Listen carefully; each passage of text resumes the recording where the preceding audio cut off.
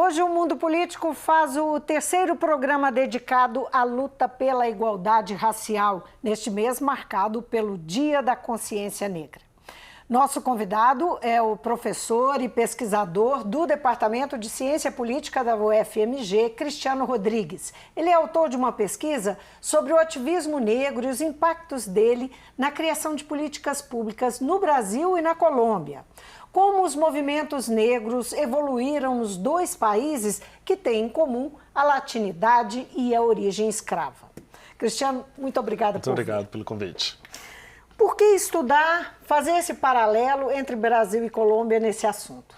Há duas razões. A primeira é que boa parte dos estudos que discutem raça e antirracismo no Brasil, quando eles são comparativos, eles tendem a se comparar com os Estados Unidos. E há uma falta de estudos que tentem fazer esse mesmo tipo de polo de comparação com países da América Latina. Então, meu entendimento é que deveria haver mais similaridades na América Latina do que diferenças. Então, a minha pergunta de princípio era, será que em havendo similaridades no processo de escravidão, os resultados políticos são os mesmos ou eles são diferentes? Então, essa era a minha primeira questão. A segunda era, a Colômbia é o segundo país das Américas com maior proporção de pessoas de origem, pessoas afrodescendentes em sua população. Então, fazia sentido que, do ponto de vista demográfico, também se estudasse a Colômbia. O primeiro é o Brasil. Isso, o primeiro é o Brasil. Então, o primeiro é o Brasil, depois a Colômbia e depois vem os outros países. Então, aí, o que você de fato encontrou assim, que respondeu à sua expectativa? Você tinha bons motivos para fazer essa escolha? Então, eu tinha bons motivos. Há um terceiro motivo, que é, nesse caso, um trabalho inovador no Brasil. Não há uma pesquisa dessa natureza, dessa magnitude, que foi concluída no Brasil até hoje em dia, né? Você tem outros casos que comparam aspectos subnacionais, mas não dentro do Estado e comparando entre países diferentes. Então, esse é um aspecto também inovador do trabalho. O que eu percebi, assim, primeiro, quais são as características que são semelhantes no caso do Brasil e da Colômbia? Você tem... O processo de escravidão foi longuíssimo, né? Então, foi um processo de por volta de 300 anos, 300 e poucos anos em ambos os países. A Colômbia se torna um país independente também no século XIX, assim como o Brasil. A independência ocorre alguns anos anterior ao Brasil, obviamente, porque o Brasil foi o último país a abolir a escravidão nas Américas. E depois disso, há um processo que a gente chama de... Essa ideia do mito da democracia racial no Brasil, ela também existe na Colômbia, só que ela é diferente. Então, no Brasil, a gente chama de democracia racial essa ideia de que não há racismo entre nós e que as pessoas convivem harmonicamente a despeito das suas diferenças. É aquela ideia de que somos todos um povo, esse é um argumento. É um argumento, somos todos um único povo.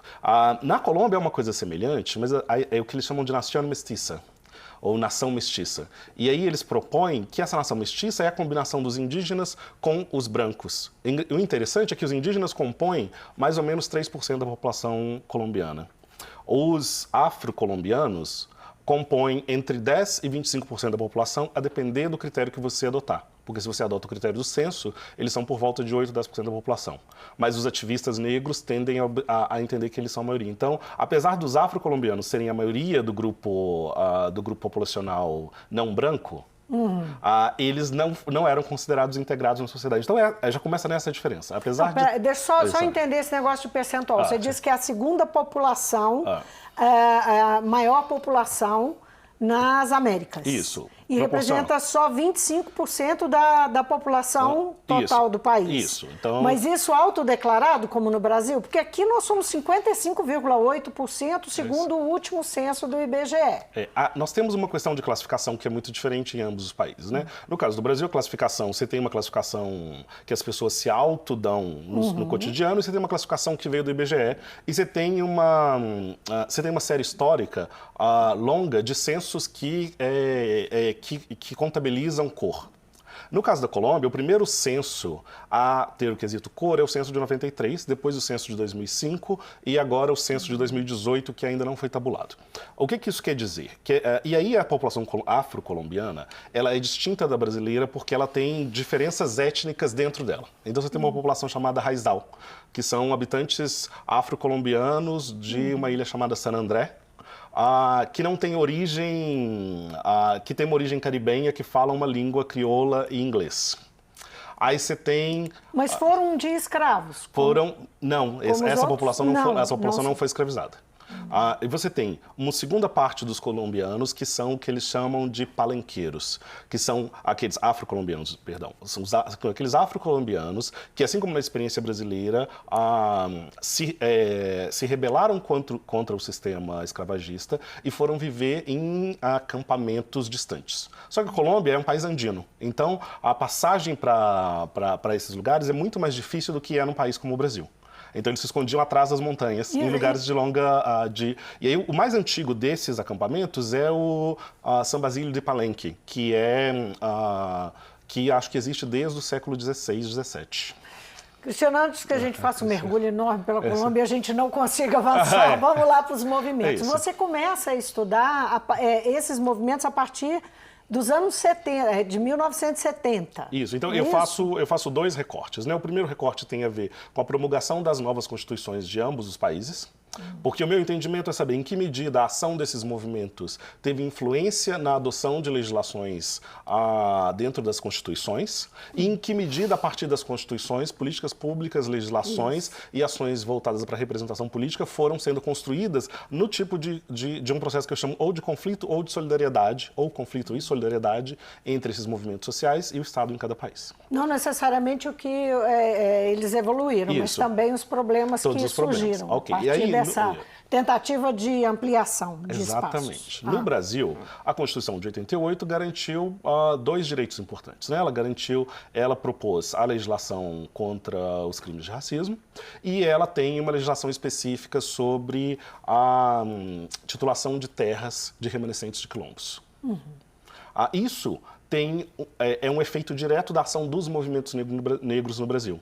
Então, você tem uma reunião chamada O Negro e a Constituinte, que começa por volta de 1986 e que vai propor uma carta de ações que o governo deveria tomar, e dentro dessa carta de ações, essas duas medidas são incluídas na Constituição. Só para a gente clarear. Isso começa ainda na década de 70. Isso. E aí isso cresce e vai desaguar na Constituinte de 87. 88, para a Constituição de 88. Exatamente isso. Depois, no caso da Colômbia, a Constituição é promulgada em 91. Não havia, segundo os estudos que eu tive acesso, um movimento negro organizado como havia no Brasil. Então, no Brasil você tem um movimento organizado desde 1970, mas se você recontar a história da ação de reivindicação por igualdade racial no Brasil, ela remonta ao período da abolição. E você tem vários outros movimentos anteriores, mas eles são menos estudados do que essa ação mais contemporânea. No caso da Colômbia, o que os estudos dizem é que esses movimentos eles eram muito esparçados, um pouco em decorrência do fato de que a população afro-colombiana vivia em diferentes regiões do país. Tem subidentificações, como aquelas que eu mencionei, então elas não necessariamente se identificavam como afro-colombianas. Alguém que é raizal não é a mesma população de alguém que é palenqueiro, são coisas diferentes.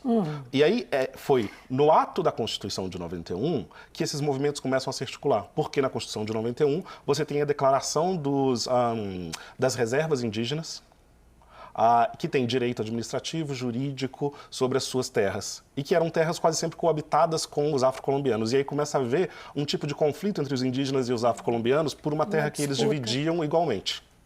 Nessa disputa, cria-se então um artigo transitório na Constituição de 91, que é chamado artigo 55, em que nos próximos 2 anos, os movimentos afrocolombianos deveriam apresentar uma contraproposta para que uma legislação fosse criada que atendesse às suas especificidades. E aí, entre 91 e 93, vários coletivos de afrocolombianos são construídos e se postula essa ideia do que é a Lei 70. Eles não tiveram dificuldade de se articular? Houve muitas dificuldades, mas a gente não tem tempo para chegar nessas dificuldades, porque elas aí também... Elas, porque as articulações, os interesses, as disputas... Há disputas internas, isso é natural. Então, porque havia muitas disputas internas. Então, você tem... naquele momento, você tinha uma população afrocolombiana concentrada muito nas costas do Atlântico, costas do Pacífico, mas nem tanto nos Andes, que é a região onde fica Bogotá. E aqui no Brasil, você pode dizer que havia muita diferença, muita disputa interna, né, entre os movimentos negros? Como é que é? A diferença seria, aí, comparando com a Colômbia, assim, qual que é a diferença primordial? A diferença primordial é que no Brasil o movimento negro tem uma tradição, até a Constituição de 88, de ser um movimento urbano, de luta por inserção no mercado de trabalho, na educação e acesso a direitos. Na Colômbia, esse movimento era aquilo que a gente poderia chamar de movimento campesino. Era a terra, a questão da terra. Isso. A reivindicação era a terra, não era uma reivindicação por inserção identitária étnica. Mas os indígenas tinham uma reivindicação identitária, étnica e também por territórios. E aí é uma junção dessas duas coisas na construção de um novo movimento afro-colombiano que começa a emergir a partir dos anos 90. Então, e aí essa emergência dá origem à Lei 70, que basicamente é uma lei que propõe a titulação de terras do que eles chamam de comunidades negras no Pacífico colombiano. Só fiquei curiosa, por que não havia essa demanda por identitária e étnica por parte dos afrodescendentes ali da Colômbia? Então, o que o meu estudo revela... Porque eles eram totalmente alijados. Isso, exatamente. O que o meu estudo revela é que, assim, assim, no Brasil quando houve a abolição da escravidão no Brasil, os ex-escravizados foram incluídos subalternamente dentro da sociedade urbana. Então, eles foram trabalhar, as mulheres foram trabalhar nas vendas, foram ser empregadas domésticas, ou seja, então elas tiveram... E a miscigenação entre brancos e negros passava a impressão de que os negros estavam integrados. Agora, você reverte isso, faz um espelho, imagina que isso acontece com os indígenas na Colômbia. Com os afro-colombianos, eles vão para acampamentos distantes e eles começam a desenvolver culturas, práticas étnicas, de lidar com a terra que são completamente diferentes das dos brancos e das dos indígenas. Então, a reivindicação deles era a posse da terra, porque era o que mantinha a identidade deles viva. Quando a terra é retirada deles, e aí os indígenas acabam tendo mais direitos sobre a terra do que eles, ocorre a ascensão de uma luta étnica. E isso hoje está mantido? Mantém-se. Essa percepção deles identitária ainda está preservada nesse espaço de terra que eles conquistaram ou não conquistaram? Sim e não, porque tem duas diferenças como os afro-colombianos conquistaram o direito coletivo às terras e os indígenas. Os indígenas tinham direito à autonomia administrativa e jurídica. Aos afro-colombianos, você só tinha titulação coletiva. Então, a terra continuava permanecendo nas mãos do Estado. Em 94, quando essa legislação é promulgada, o que ocorre? Se descobre que aquelas terras onde os afro-colombianos viviam, na costa do Pacífico, eram terras ricas em minerais e tinha ouro, prata, ou era produção de banana, que são coisas muito caras para a Colômbia. E aí elas começam a ser uma área em disputa por dois grupos, o grupo de paramilitares e o grupo de narcotraficantes. E o governo, que quer retomar essas terras para poder vendê-las para a iniciativa privada. Você considera que a nossa realidade é mais, digamos, menos evada como é que eu vou dizer? De problemas ou de fatores diferentes sim, e tal? Não, sim e não, porque no caso do Brasil, vamos imaginar que... Vou dividir aqui entre o que eu vou chamar de violência lenta e violência rápida. No Brasil, a gente tem um processo que é de violência lenta. Então, você tem uma integração que não é uma completa integração. Você tem, por exemplo, altos índices de assassinato de jovens negros. Você tem altos índices de encarceramento de jovens negros. E que demorou-se muito tempo para que nós entendêssemos isso como tendo um viés racial. Às vezes é entendido simplesmente como um viés de classe. Tem gente que nega isso. Exatamente. E pessoas negam isso até hoje. Então, isso é o que eu chamaria de violência lenta. Na Colômbia acontece uma coisa que é violência rápida. Primeiro, o Estado colombiano esteve em guerras civis e conflitos armados por basicamente todo o século XX. E aí, quando ocorre a titulação das terras dos afro-colombianos, tem um massacre na primeira terra titulada, em que 6.000 pessoas são deslocadas e pelo menos 500 são assassinadas. E a partir daquilo, a disputa entre o narcotráfico e os paramilitares faz com que haja um amplo deslocamento forçado de afro-colombianos para as grandes cidades. Cartagena, Medellín, Bogotá e Cali, essencialmente. E aí o que acontece? Você cria uma nova identidade, que é a identidade de afro-colombianos deslocados, que não tem mais a sua terra, que era aquele elemento que dava sentido às suas vidas, e que não tem políticas públicas do governo adaptadas para pessoas que saem de uma posição em que a terra é o centro da sua vida para pessoas que vão viver na miséria nos grandes centros urbanos e que não podem voltar para os lugares de origem. Hoje, então só para continuar, hoje a população tem um estudo da ONU mostrando que há 7 milhões de pessoas forçadamente deslocadas no mundo. Na Colômbia, quase metade desses deslocados forçadamente vem da Colômbia. Que loucura. E a maior parte desses são afro-colombianos. Então, isso é violência rápida. Então, não é nem melhor nem pior. Sim. Mas são sistemas de violência diferentes. Então, pegando aquilo que é o meu argumento de a origem similar produz resultados similares, não, produz resultados diferentes. E o que esse processo lento aqui, então, né? Sim. Ocasionou? Como é que a gente pode sentir os efeitos dele no Brasil de hoje, né? Os nossos efeitos, sim, têm efeito sempre de progresso e retrocesso, né? Esse campo da luta pela igualdade, seja ela racial, seja ela de gênero, de orientação sexual, ele é sempre um campo de avanços e retrocessos, assim, nunca é uma linha direta em direção a um ponto. No caso do Brasil, você tem avanços, assim, um desses avanços, eu diria, por exemplo, é o avanço de acesso ao ensino superior, que é uma luta antiga do movimento negro, que já remonta aos anos 30 e que foi contínua, consistente por esse período, e que teve grandes avanços nas últimas 2 décadas, mas que hoje em dia corre risco de retrocesso. Né? Nós estamos num processo em que a legislação de cotas pode vir a ser avaliada em 2022 e a gente não sabe quais são os resultados possíveis dessa avaliação. A inclusão não significa necessariamente políticas de permanência. Então aqui você tem um retrocesso. O aluno é incluído, mas não necessariamente ele tem condições de permanecer. Você tem diferenças entre os cursos nos quais os estudantes são acolhidos. Então, apesar de você receber muitos estudantes pretos e pardos, a maioria desses estudantes estão nos cursos menos prestigiosos. E isso vai ter efeitos a longo prazo. Então, esse é um dos efeitos. Por exemplo, a titulação de terras também foi um ganho muito importante, especialmente até o início dos anos 2000. Depois houve uma diminuição das titulações de terras de quilombos, porque parece que há muito mais quilombos do que nós imaginávamos quando a legislação foi criada nos anos 80. E aí você vai criando conflitos de outra natureza. E hoje em dia também há uma possibilidade de que você crie retrocessos, assim, na medida, dependendo de que pasta você está discutindo a questão dos quilombolas, né? Se é no INCRA, é um tipo de discussão. Se é no Ministério dos Direitos Humanos... Esse é um debate que o atual governo não tem prestígio no atual governo. Exatamente. E aí houve um completo desprestígio. Então você tem avanços e retrocessos. Agora, até 2022, quando tem novas eleições, a política de cotas está preservada, como funciona hoje. Sim, então, a legislação, quando ela foi criada, havia essa coisa de que é uma legislação de 20 anos e aos 10 anos se tem uma reavaliação dela. Sim. Se essa reavaliação indica que, por exemplo, a política de cotas preencheu os requisitos necessários para que ela fosse considerada bem-sucedida, ela é interrompida.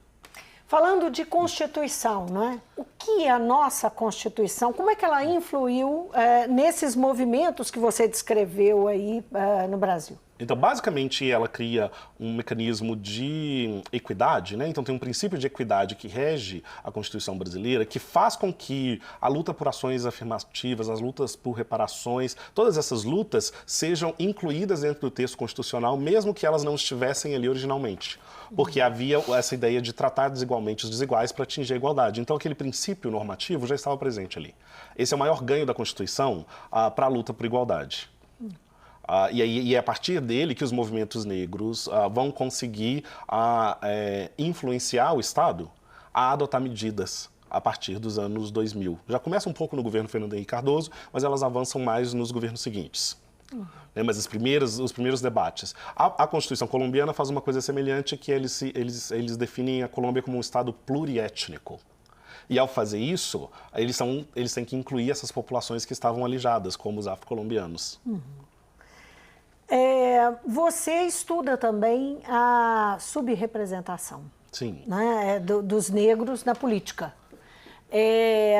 A gente tem dados, eu selecionei uns dados aqui que a nossa produtora providenciou, que são importantes de serem repetidos, porque são números, são percentuais preocupantes, né, da subrepresentação dos negros na política. Então, representação de negros, homens e mulheres. Entre os deputados federais, 24,4%. Entre os deputados estaduais negros, estaduais de todo o país, 28,9%. Entre os vereadores negros, 46,1%, também de todo o país. Representação das mulheres negras, aí é um desastre total. Nós também falamos disso essa semana, falamos da questão da mulher negra, mas não entramos nesses dados. 2,5% das deputadas federais são negras. Deputadas estaduais, 4, se eu estou enxergando bem, 8%, e 5% de vereadoras negras. São percentuais alarmantes, preocupantes. Sim. Como é que você encaminhou o seu estudo, né? Como é que você trabalha essa pesquisa? Então, eu comecei um pouco com esse tema ainda nesse livro, né? Porque uma parte do livro lida com a questão da representação política no Brasil e na Colômbia. Porque na Colômbia foi criado um sistema de reserva de assentos para políticos afro-colombianos na Câmara. Então, são reservados 2 assentos. E aí você tem um tipo de lista, um sistema de listas para que eles tenham acesso. E aí eu comecei a pensar se em outros lugares da América Latina ou se mesmo no Brasil havia propostas semelhantes. Eu sei que o Luiz Alberto, que foi um deputado federal da Bahia, tinha uma proposta de cotas para afro-brasileiros nos moldes da proposta de cotas para mulheres nas coligações. Enfim, então, o que acontece no Brasil, e aí os estudos mostram bastante isso, é que a desigualdade ela é interseccional nesse sentido. O que eu quero dizer com uma desigualdade interseccional? É que homens negros acabam tendo mais acesso à representação política do que mulheres negras. Então, a diferença de gênero e a diferença de raça, combinadas, elas implicam que mulheres negras estejam mais à periferia da representação política e com mais dificuldades do que homens negros. Então, esses dados aí que você revela, então tem alguns estudos que mostram o seguinte. A porcentagem de candidatos que se apresentam às coligações é semelhante à proporção racial deles naquela localidade. Quando o candidato é branco, há uma sobre-representação. Então, quando a passagem da candidatura para o mandato, há uma sobre-representação. Quando são homens negros, há uma sub-representação, mas esse diferencial é na volta dos 5%, 6%. Quando você vai para mulheres brancas, também há uma sub-representação. Mas aí quando você vai para as mulheres negras, a sub-representação é gigantesca. E aí o que revela que, primeiro, assim, o melhor preditor da capacidade de eleição de um candidato é recurso. E recurso não necessariamente só recurso material, também pode ser recurso simbólico, redes sociais. Homens brancos detêm mais esses recursos. Pertencem à família de políticos. Então tem alguns critérios que normalmente são condizentes com a maior probabilidade de ser eleito. Só para... o nosso papo aqui podia ir muito longe, Cristiano, mas infelizmente o nosso tempo é limitado. E eu queria só, para encerrar essa conversa que é tão importante, só que você tentasse explicar o que leva... A gente pode dizer que a realidade de homens e mulheres negras no país está só também representada nessa subrepresentação? Assim, é só um espelho da realidade como um todo? Exatamente, seria o espelho daquilo que acontece na sociedade brasileira. Então, mulheres negras estão na base da pirâmide social brasileira e elas estão na base da pirâmide quando você vai pensar em termos de representação política, porque falta a elas os recursos financeiros, simbólicos, faltam a elas o acesso que homens têm à esfera pública. E aí a junção dessas duas coisas cria barreiras maiores para que elas sejam capazes de apresentar candidaturas viáveis nas eleições. E o que muda? O que pode mudar esses números? O que pode interferir? Uma das formas de mudar, assim, óbvio, o que os estudos seria um processo de lista fechada com alternância por gênero e raça. Assim, o modelo ideal seria esse. Se esse modelo ideal não pode ser alcançado, porque ele precisa de uma alteração... Uma mudança na legislação eleitoral. Mudança na legislação eleitoral. Se isso não pode acontecer, você tem outras alternativas, que é incentivar os partidos a apresentar mais candidaturas negras. Propostas como... Assim como tem as regras de mulheres. Isso, assim como tem regras de mulheres, mas que de repente elas fossem adotadas voluntariamente pelos partidos, pelas coligações. E uma outra opção são esses mandatos, candidaturas coletivas, que tendem a apresentar pautas interseccionais e aumentar a viabilidade eleitoral de candidatos e candidatas com baixo acesso a recursos. Cristiano, foi um prazer ter você aqui no Mundo Político. Ótima conversa, muito interessante a sua pesquisa. Você está lançando um livro, isso vai virar livro? Isso, já é um livro, ele vai ser lançado no início de janeiro, né? Chama Ativismo Afro-Latinos em Movimento. Ativismo institucional no Brasil e na Colômbia. Ativismo... institucional no Brasil e na Colômbia. Muito bacana, muito bacana. Quero ler. Ótimo, vou te dar uma cópia. Eu conversei com o cientista político, professor e pesquisador do Departamento de Ciência Política da UFMG, Cristiano Rodrigues. A gente falou especialmente sobre esse estudo, sobre ativismo negro, os impactos dele na criação de políticas públicas no Brasil e na Colômbia, num comparativo, e o livro dele, que vai ser lançado em janeiro. É baseado justamente nesse estudo que ele fez. Cristiano também estuda a subrepresentação dos negros na política. O Mundo Político de hoje, se você quiser rever, é só acessar o nosso site ou o YouTube. E para falar conosco, e-mail ou Twitter. Obrigada pela companhia. Até a próxima.